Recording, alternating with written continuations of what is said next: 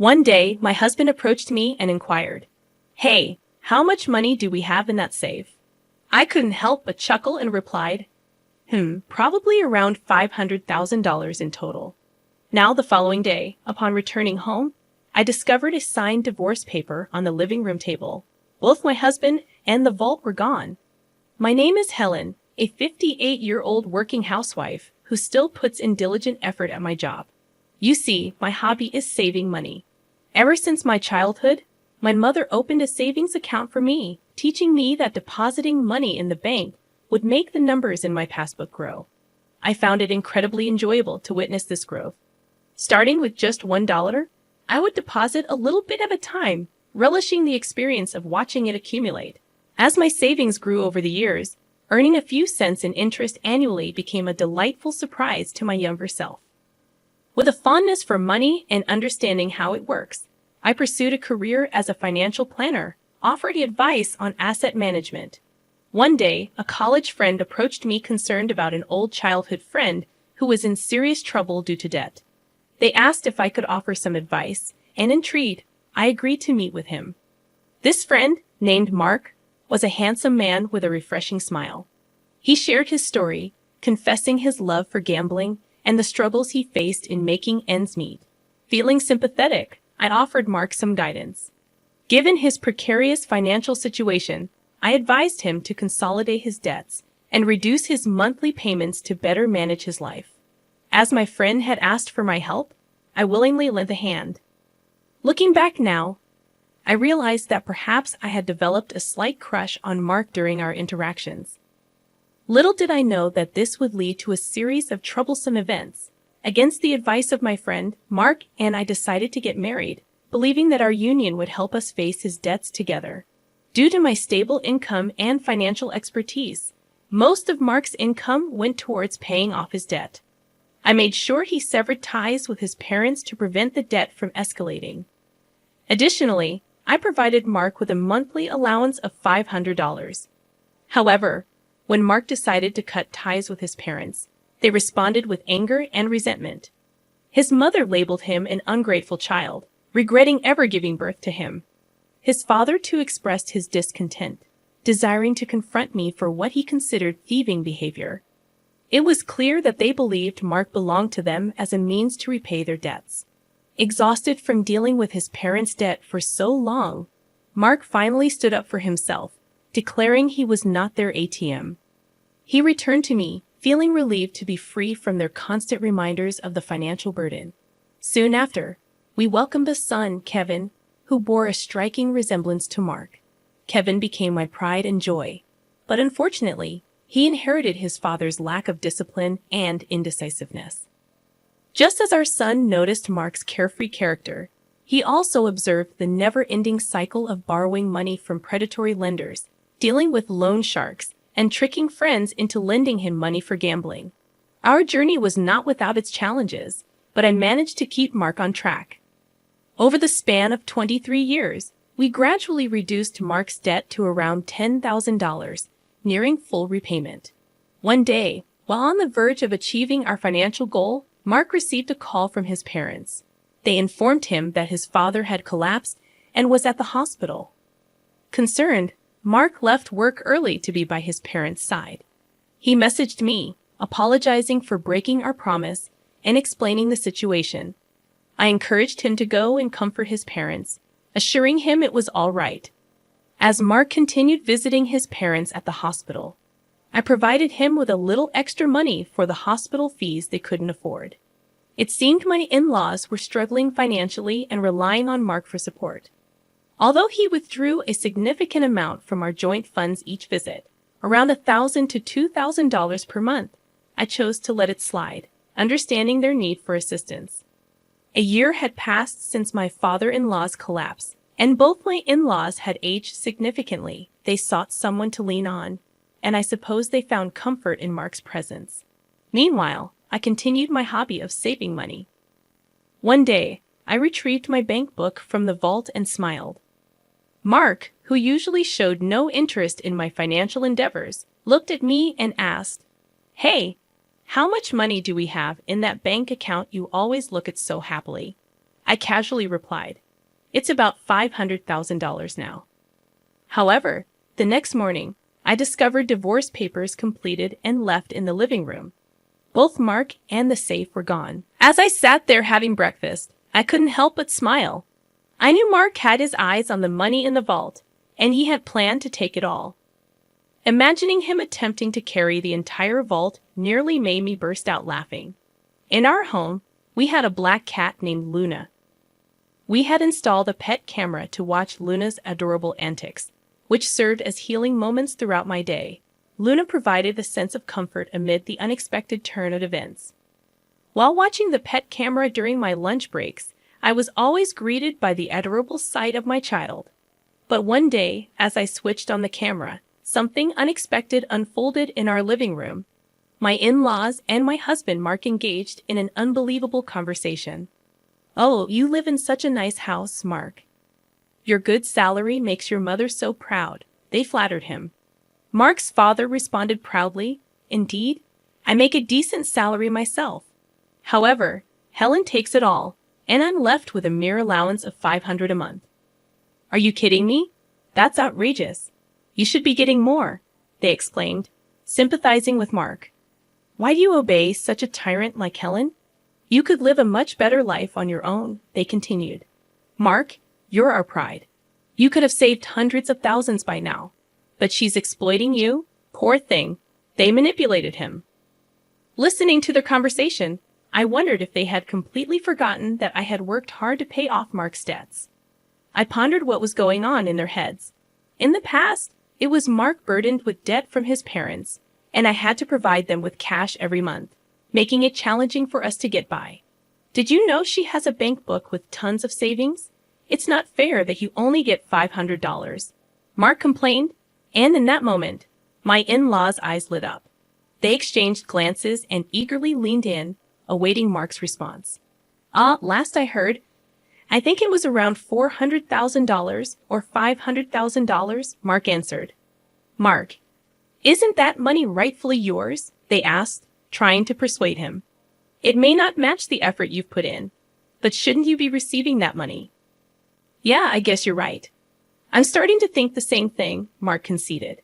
Despite his good looks, Mark was easily influenced and indecisive. In the past, I found this endearing and wholeheartedly devoted myself to him. However, it seemed he was being manipulated by his parents once again, and they were about to touch my precious savings. Witnessing this scene was incredibly painful. Tears streamed down my face as I sat at my desk at work, holding my phone. For the past 23 years, I had diligently set aside my own living expenses from Mark's income, primarily using it to pay off our debt. On top of that, I provided him with a $500 allowance from my own pocket. Despite explaining this to Mark, it appeared he had completely forgotten what the past 23 years had been for. I felt a deep sadness and pitifulness, as if I were drowning in my own tears in that moment. I made the decision to record the conversation and promptly sent the data to my son. Claiming sickness, I left work early and headed to my regular bar, where I drowned my sorrows in alcohol. Pouring out my heart to the bartender, he gently comforted me, saying, "Why do you grieve for someone like that? You've done nothing wrong. There's no need to live for them. Live for yourself." In that moment, my love for my husband and my intoxication faded away. "Thank you, sir. Next time, we'll share a pleasant dream," I said to the bartender before leaving. Returning home, I entered my study and began devising a plan to retrieve the bank book from the safe. I couldn't fathom how to accomplish it, but I was determined to show them hell. They should never underestimate me. Concentrating harder than ever, I knew that gathering evidence was the first step. From that day on, I diligently checked the pet camera every day, and slowly, the ugly truths began to surface. Instead of the woman my husband was having an affair with, my in-laws started appearing on the camera in our house.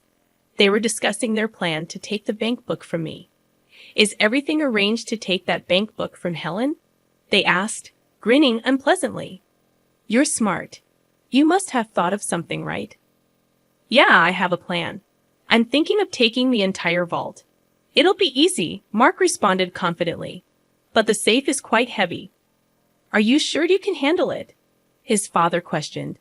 I'll be fine. I'll load it onto a cart. Dad, helping out, Mark replied, and his father agreed, saying, all right, I'll assist you any time. The safe weighed around 120 pounds, confirming my suspicion that Mark, despite his good looks, was not very smart. At that moment, I solemnly pledged to drag these people down to the depths of hell. They had not only betrayed me, but also ruined the precious moments I spent watching Luna, our cat. Witnessing my husband's infidelity through the camera was a painful blow. I had hoped to find solace in Luna's presence, but even she seemed scared and wouldn't show up. These people had shattered my peace, but I vowed to punish them severely. One day, while I was working, I activated the pet camera once again. This time, it wasn't the woman my husband was having an affair with. Instead, it was my in-laws at our house, discussing their plan to take the bank book from me. With determination in my heart, I continued to gather evidence, and soon the day would come when I would execute my plan and show them the consequences of underestimating me. Facing the reality of my impending divorce, I found myself strangely accepting of the situation. Just how desperate were these people to go after money? I sat at my office desk, sipping coffee, and recorded the scene on my phone screen. Surprisingly, I wasn't upset or sad anymore. If they had such intentions, so did I. I was determined to show them the consequences of their actions. Then, the day finally arrived. Hey, how much money is in that passbook on the vault? You always seem so happy when you're looking at it, Mark asked. Right now, there's about $500,000 in there, I replied casually. The next day when I arrived home, I discovered a signed divorce paper in the living room. Both my husband and the vault were gone. A smirk formed on my face as I sat down to have breakfast. I acted quickly, immediately filing the divorce papers and contacting my son Kevin. Your father finally stole the vault. Can't believe he managed to carry it. It's so heavy, I told him. Kevin responded, Mom, I think it's about time you end things with Dad. By the way, did he take everything in the vault too? No, actually, I moved all the money to online banking. The passbook is essentially worthless now. The most valuable thing might have been the safe itself since it was so heavy. Oh, by the way, I've already filed the divorce papers. Now I'm thinking about filing a police report. What do you think? I explained to Kevin, who agreed and suggested that I should file a police report and hire a lawyer. Right, a lawyer. I already have a private investigator on it, but I hadn't thought about a lawyer. Thanks, I replied to Kevin. He seemed exasperated. Following Kevin's suggestion, I reached out to a lawyer through my private investigative contact. I handed over the recording from my pet camera to both the police and the lawyer, and then I waited. After a while, I received a call from my ex-husband, sounding quite frantic. What the hell? The passbook is empty. What happened to the $500,000? You tricked me. That was my money. Where is it? Tell me now, or I'm going back to the house and abandoning your cat Luna, he threatened. You just committed theft, and now you're threatening me. From now on, communicate through my lawyer, I calmly responded and blocked his number. I reported the incident to the police and sent the recording to my lawyer. It was a relief to finally take action. This was exactly what I had wanted to do. A short while later, I received a call from the police. We have caught the thief. However, the vault was damaged. It appears he forced it open, and the things inside were burned. They informed me. My ex-husband and his parents learned that the passbook balance was zero, and they set the contents of the vault on fire. Although it was his first offense, my ex-husband spent a few days in custody. Discoveries continued as my ex-husband broke into the house he used to live in after his release. However, I had already filed for a divorce and obtained a restraining order. When he started causing a scene, I called the police, and within 10 minutes, they took him away again. I contacted my lawyer, explained what happened, and had him start the process of getting a restraining order. Furthermore, I asked the lawyer to sue for emotional distress due to his infidelity. The lawyer mentioned that we might not get much money from his broke family, but that didn't really matter to me. What I wanted was alimony. It seems my ex-husband broke into our house because he was discarded by his mistress and wanted to get back with me. His mistress promptly transferred $10,000 as alimony and seemed to have disappeared. It appears they split after the vault incident, realizing that when the money runs out, so does the love.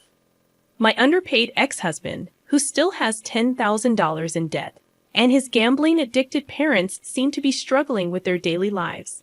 He is living in an old single-room apartment without a bath, constantly quarreling with his parents.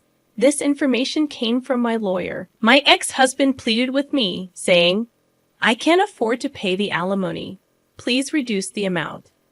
But I refused, telling him to stay away from me. "If you're really sorry, show it with money," I said. If he had stayed with me, he had planned to end the remaining $10,000 of debt by the time he retired. But he fell for the sweet talk of his gambling-addicted parents-in-law. In the end, how foolish they all were. The $500,000 in savings was the accumulation of my hard work since a young age. I find joy in saving small change and updating the bank book. Now I will start a new bank book. I am living a relaxed life with my black cat Luna. My son visits occasionally and tells me about his girlfriend. This time, I am going to spend time for myself. I need to buy a new safe, one that's so big that a person can't carry it. Right, Luna? I am the happiest I've ever been.